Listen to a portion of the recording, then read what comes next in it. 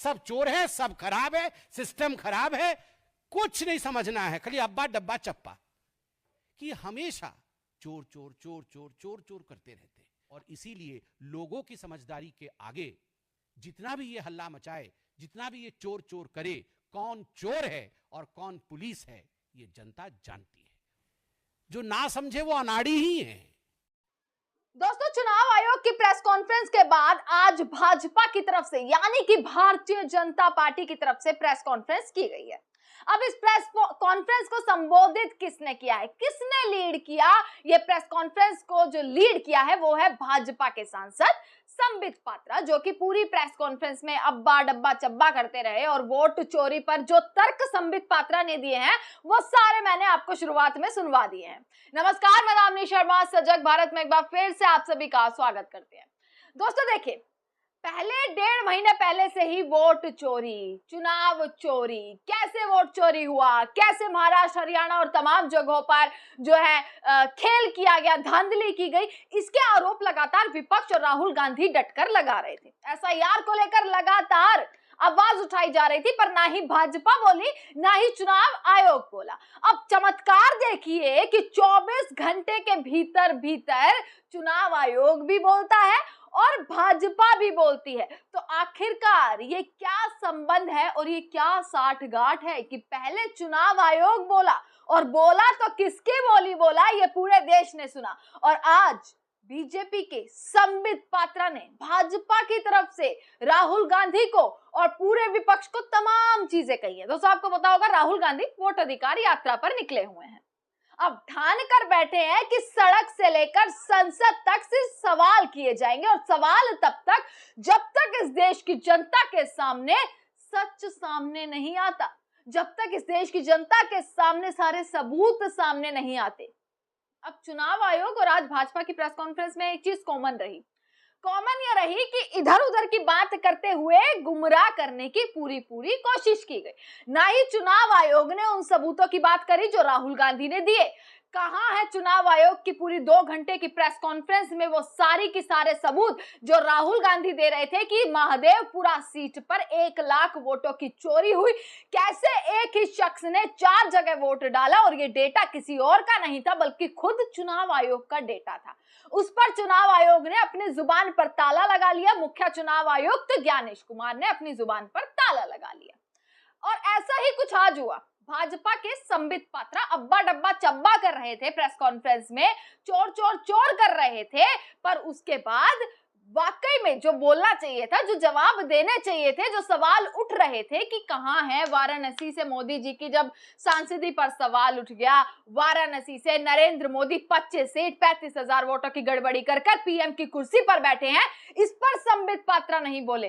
पर हाँ, ये जरूर बोले कि इतिहास में क्या हुआ था। वही वाली बात है कि कांग्रेस ने ये किया था, हमने क्या किया उस पर कोई जवाब नहीं मिलेगा, पर कांग्रेस ने क्या किया इसका बराबर जवाब दिया जाएगा भाजपा वालों की तरफ से, जब भी उनसे कोई सवाल ऐसे किए जाएंगे जिनके जवाब उनके पास नहीं है।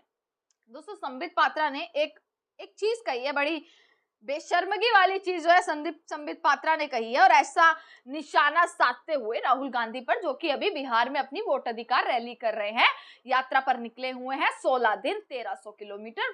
तेजस्वी यादव, राहुल गांधी बिहार में लगातार तमाम जिलों में घूमकर अपनी यात्रा कर रहे हैं, वोट अधिकार यात्रा, ताकि इस देश के जनता के जो वोट हैं, उनके जो लोकतांत्रिक अधिकार है, उनका हनन ना किया जाए।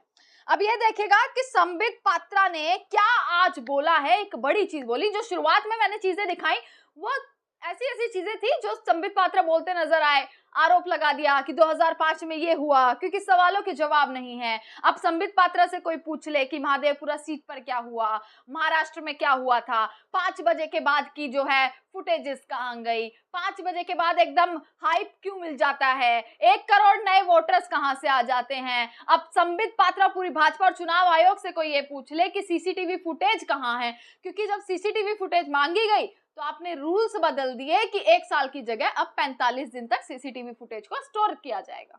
तो ये चोरी नहीं तो क्या है, मतलब खुद वाकई में खुद साबित कर रहे हैं कि हमने कुछ ना कुछ तो गड़बड़ी करी है अपनी बातों से और अपने जवाबों से। संबित पात्रा ने क्या कहा है ये मैं आपको दिखा रही हूँ, ये ट्वीट जो है वो किया गया है और इस ट्वीट का मीनिंग मैं आपको इंग्लिश में यहाँ पर ट्वीट दिख रहा है, इसका मीनिंग आप यहाँ पर देख लीजिएगा। बीजेपी सांसद संबित पात्रा कहते हैं कांग्रेस और अन्य दलों के द्वारा एक यात्रा की जा रही है और उस यात्रा से कुछ भी नहीं होने वाला है। यह निराशाजनक है कि चारा चोर और देश की हर चीज चुराने वाला परिवार एक संवैधानिक संस्था पर चोरी का आरोप लगा रहा है। कल चुनाव आयोग ने एक प्रेस कॉन्फ्रेंस की और बिंदुवार तरीके से पूरा तकनीके से जो है वो खंडन किया। उसके बाद संबित पात्रा कहते हैं कि विपक्ष देश में अराजकता का माहौल बनाना चाहता है और इसलिए इसका राजनीतिक लाभ उठाना चाहता है। संबित पात्रा ये बोलते नजर आए कि एसआईआर के फायदे ये हैं, चुनाव आयोग ने सारी बातें कही, पर चुनाव आयोग से जब एक रिपोर्टर ने पूछा कि इतनी जल्दबाजी में एसआईआर क्यों करी, उस पर चुनाव आयोग के मुंह पर ताला लग गया। जब चुनाव आयोग से रिपोर्टर ने पूछा 65 लाख वोट आपने गायब कर दिए, उनके नाम कहां हैं, तब चुनाव आयोग के मुंह पर ताला लग गया। और ये बात तो सुप्रीम कोर्ट ने भी कही 65 लाख वोट वाली कि 65 लाख वोटों का हिसाब तो दीजिए, पर तब भी चुनाव आयोग कि हम हिसाब नहीं देंगे, हमारे पास कोई नाम ही नहीं है। आपने क्या किया, चुनाव आयोग ने पहले डिजिटल वोटिंग लिस्ट को अपलोड किया जाता था, जैसे ही राहुल गांधी सबूत लेकर आ गए उन्होंने पूरी प्रेजेंटेशन और एटम बम फोड़ा। वैसे ही चुनाव आयोग ने क्या किया, बिहार की अपनी वेबसाइट पर जाकर डिजिटल वोटिंग लिस्ट हटाकर कैसे स्कैन करी गई जो वोटिंग लिस्ट है उसको अपलोड कर दिया, ताकि जानकारी निकालना मुश्किल हो जाए, लोग ये ना जान पाए कि आखिरकार किसका नाम है। उन तमाम सबूतों का आप जवाब दीजिए। राहुल गांधी को हलफनामा देने की बात कर दी, 7 दिन का अल्टीमेटम दे दिया कि 7 दिन में माफी मांग लीजिए या फिर हलफनामा दे दीजिए। पर क्या राहुल गांधी वाकई माफी मांगने वाले हैं? और भाजपा में ये देखिए, चुनाव आयोग पर आरोप लगे तो भाजपा निकल कर आई। चुनाव आयोग नरेंद्र मोदी की कुर्सी पर तमाम आरोप लगे, अब देखिए कैसे संबित पात्रा निकल कर आए।